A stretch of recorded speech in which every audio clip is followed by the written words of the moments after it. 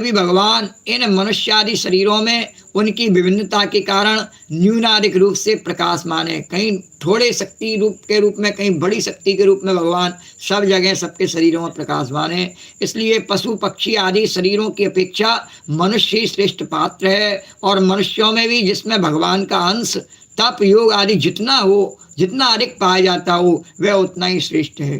तो कहने का अर्थ है भगवान को तो किसी ने नहीं देखा, पर भगवान के जो गुण हैं जिस मनुष्य में श्रेष्ठ हों उसी को सत्पात्र समझा जावे और उसी को ये दान आदि से सम्मानित किया जावे। बोलो द्वारकाधीश भगवान की जय।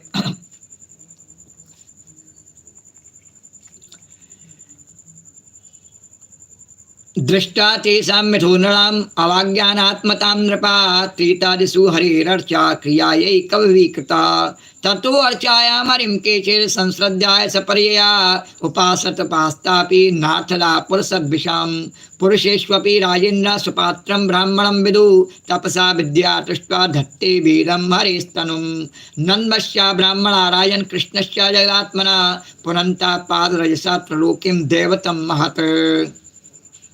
और युधिष्ठिर, त्रेता आदि युगों में जब विद्वानों ने देखा कि मनुष्य परस्पर एक दूसरे का अपमान आदि करते हैं, सतयुग में तो ऐसा नहीं करते थे पर त्रेता में करने लगे, तब उन लोगों ने उपासना की सिद्धि के लिए भगवान की प्रतिमा की प्रतिष्ठा की। पहले प्रतिमा नहीं थी भगवान की, हमारे देश में भी नहीं थी, कोई प्रतिमा नहीं थी भगवान की। अपने मन में ही और भगवान के साक्षात स्वरूप सूर्य चंद्र आदि हैं, अग्नि है, जल है, इन्हीं में भगवान की उपासना करते। किंतु जब देखा कि लोग अपमान करने लगे और मनुष्यों की पूजा करके ही भगवान की पूजा कर लेते थे, जिस मनुष्य में अभी बताया नहीं भगवान के अंश अधिक हैं उसी को भगवान का स्वरूप मान करके पूजा कर लेते थे। बोलो द्वारकाधीश भगवान की जय।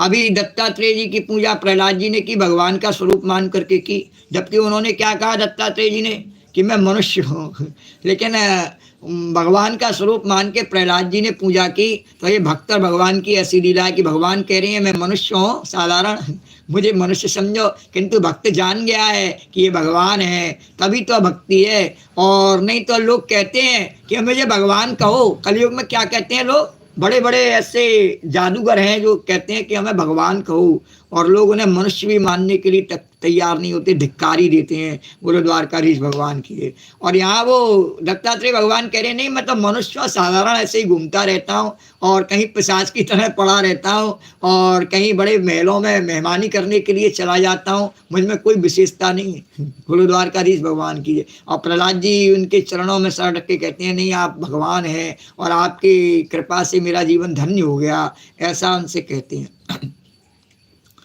तो नारद जी ने कहा कि तभी से बोले युधिष्ठिर, त्रेता आदि युगों में जब विद्वानों ने देखा कि मनुष्य परस्पर एक दूसरे का अपमान करने लगे हैं, तब उन लोगों ने उपासना की सिद्धि के लिए भगवान की प्रतिमा की प्रतिष्ठा की। बोले अब ये व्यक्तियों में भगवान को नहीं देख सकते हैं, इसलिए अब भगवान को बनाने की आवश्यकता है। तो ये द्वारकाधीश की मूर्ति जैसे है, भगवान ने ऐसा अवतार ग्रहण किया मूर्ति के रूप में।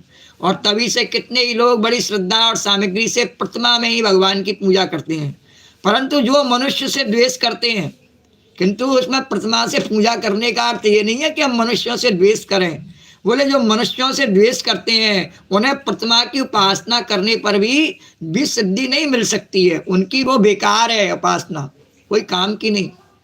तो बोले युधिष्ठिर, मनुष्यों में भी ब्राह्मण विशेष पात्र माना गया है, क्योंकि वे अपनी तपस्या विद्या और संतोष आदि गुणों से भगवान के वेद रूप शरीर को धारण करता है। और महाराज हमारी और तुम्हारी तो बात ही क्या है, ये जो सर्वात्मा भगवान श्री कृष्ण है नहीं, इनके भी इष्टदेव ब्राह्मण ही हैं, क्योंकि उनके चरणों की धूल से तीनों लोग पवित्र हो जाते हैं। तो भगवान कैसे हैं कि गौ ब्राह्मण हिताय च।